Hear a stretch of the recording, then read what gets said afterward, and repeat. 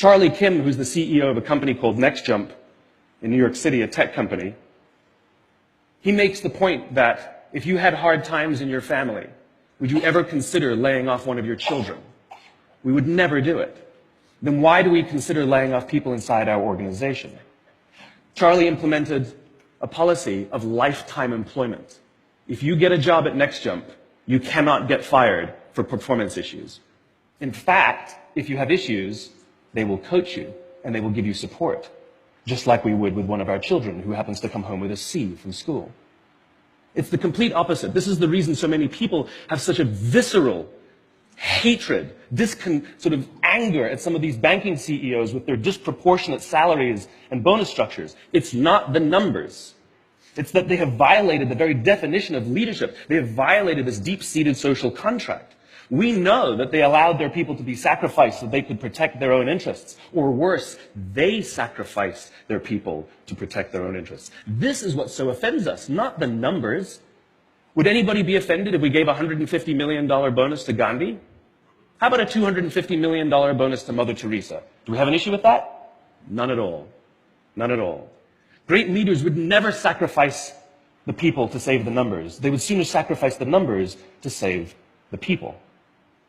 Bob Chapman, who runs a large manufacturing company in the Midwest called Barry Waymiller, in 2008, was hit very hard by the recession, and they lost 30% of their orders overnight.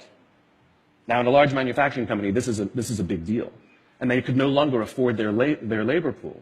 They needed to save $10 million. So, like so many companies today, the board got together and discussed layoffs. And Bob refused. You see, Bob doesn't believe in head counts. Bob believes in heart counts. And it's much more difficult to simply reduce the heart count. And so they came up with a furlough program. Every employee from secretary to CEO was required to take 4 weeks of unpaid vacation. They could take it any time they wanted, and they did not have to take it consecutively.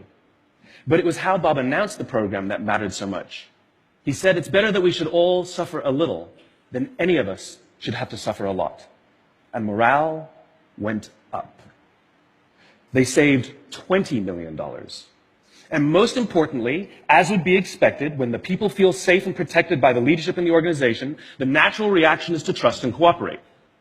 And quite spontaneously, nobody expected, people started trading with each other. Those who could afford it more would trade with those who could afford it less. People would take 5 weeks so that somebody else only had to take 3. Leadership is a choice. It is not a rank. I know many people at the senior-most levels of organizations who are absolutely not leaders. They are authorities. And we do what they say because they have authority over us, but we would not follow them. And I know many people who are at the bottoms of organizations who have no authority, and they are absolutely leaders. And this is because they have chosen to look after the person to the left of them, and they have chosen to look after the person to the right of them. This is what a leader is. I heard a story of some Marines who were out in theater, and as is the Marine custom, the officer ate last, and he let his men eat first. And when they were done, there was no food left for him. And when they went back out in the field, his men brought him some of their food so that he may eat. Because that's what happens. We call them leaders because they go first. We call them leaders because they take the risk before anybody else does. We call them leaders because they will choose to sacrifice so that their people may be safe and protected and so their people may gain. And when we do, the natural response is that our people will sacrifice for us. They will give us their blood and sweat and tears to see that their leader's vision comes to life.